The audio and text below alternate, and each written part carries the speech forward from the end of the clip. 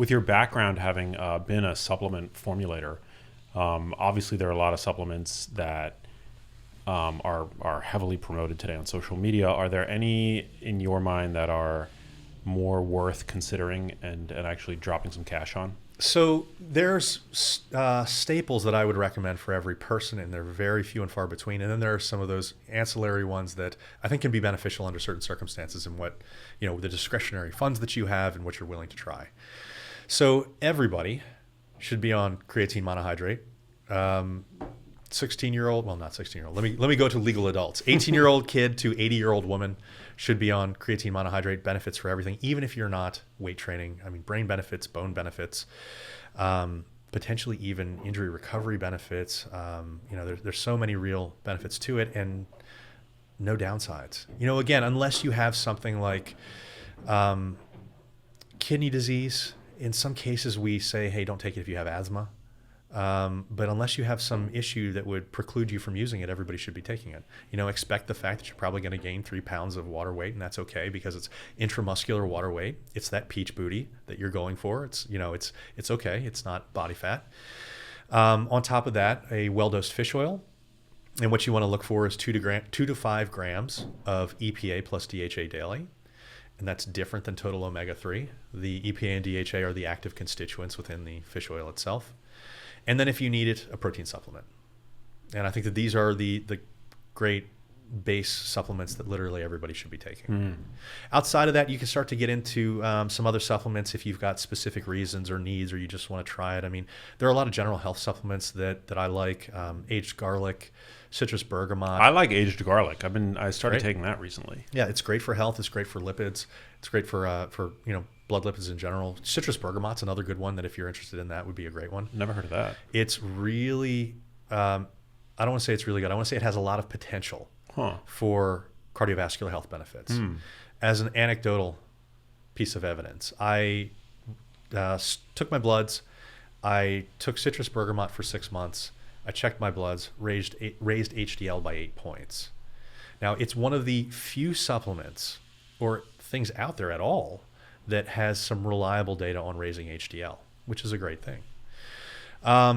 You could look into something like a bioavailable curcumin, like a theracurmin, is probably a good thing to consider. And then there's other different things, like if you want more performance, betaine, beta-alanine may be a beneficial supplement to take. And then, of course, the ones that everybody always asks about, if you've got some joint pain, I'm not going to point out glucosamine and chondroitin.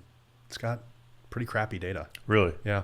If you want to look into something that is really potentially beneficial for joint pain and joint function, pycnogenol and boswellia are 2 good choices. For joints? Interesting. Yeah. Pycnogenol and boswellia.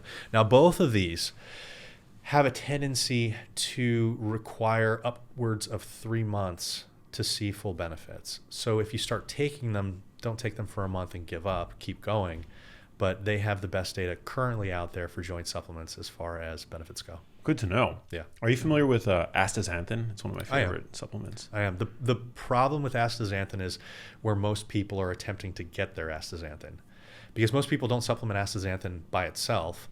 They'll try to get it through like krill oil or something like that. And unfortunately, krill doesn't have a level of astaxanthin to do absolutely anything. It's pretty low. Super low. Yeah. No, I supplement with astaxanthin. I take 24 milligrams a day of astaxanthin. Okay. I think it's a fantastic.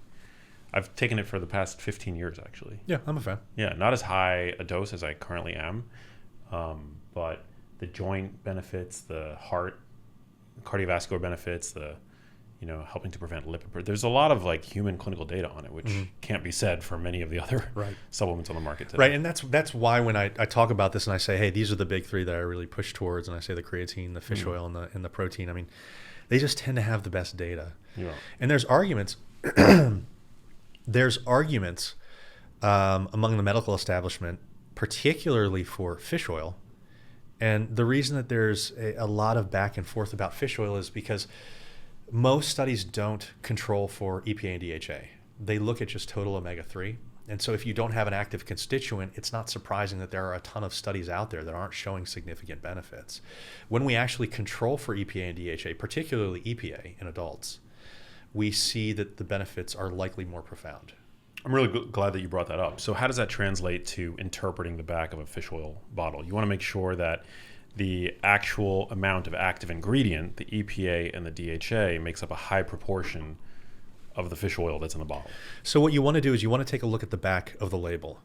It should have a thing that says the exact amounts of the EPA and DHA. If it has them in a blend and it doesn't show what each is, ditch it, get something else. Yeah. That's a red flag to begin with. It should have the numbers. And those numbers for the daily serving that you're getting should be between that 2 and 5 grams for the EPA plus DHA. Preferably for adults, we want to have a 1-to-1 ratio of EPA to DHA or higher. You'll often see 2 to 3 or 2 to 1 for EPA and DHA, and that's completely fine. DHA is beneficial, but it's more beneficial during brain development. And so you'll often see like vitamins, prenatal vitamins and things like that have a lot of DHA in them, and that's okay. And they do serve some benefits for adults, but the EPA tends to serve a lot more benefits because hopefully our brains have developed by the time we're really looking into taking these types of things. Yeah, well, we continue to grow new brain cells in certain parts of the brain up until death, and DHA, is one. We tend to underconsume DHA, and it is one of the most important structural building blocks of the brain. But EPA, I think, is known primarily for its ability to resolve the inflammatory cascade. Yeah, it can. And lower triglycerides. And it can also improve cellular permeability in a way that's beneficial. There have been some studies out there, and in fact, there was one that just came out, I think it was like 5 or 6 months ago, that suggested there might be some muscle building benefits to taking fish oils, and it's possibly because of increased permeability to some cellular walls. It allows nutrients to come in a little bit better. Now it's far from proven, but there's enough other benefits for fish oil to make me say, hey, it's probably a good idea to take. Interesting. Yeah, fish oil is one of my staples. Now, if you are a person that has a diet that has fatty fish meals 2 to 3 times per week, you probably don't need it. Yeah. Right. But that's just not the majority of people, which is why I still recommend it. Right. I agree. I love that you don't take like a one size fits all approach. Right. Super important. I mean, the reality is we're not eating salmon very often. Yeah. I work with a lot of clients, and the amount that are actually eating salmon regularly, it's just very small. They're difficult to cook, and some of the other things are a little bit easier that you can throw into a crock pot or an Instapot and just have food for the rest of the week. So it's really dependent on your diet, and certainly if you're getting that in, you can forego the fish oil. But for the large majority of people, it's a good idea. Yeah. So fun. It's a wide range of topics. Dude, yes, I love it. Well, it's always good. It's always good getting to hang out with somebody who you get kind of a sense of who they are from their Instagram content. And I've always loved your content, and I think it's like really important, really well done.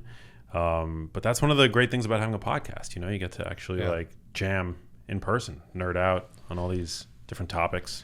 Well, and you get to talk for a longer period of time, and finally get into some of that nitty gritty that you don't typically get into. Yeah. And this is where we talk about those things like the dietary fats and the different kinds and how, this could have influence and how this may not have influence under this situation. And so I love getting into these things too, because typically we can put out some really good information and I can learn at the same time.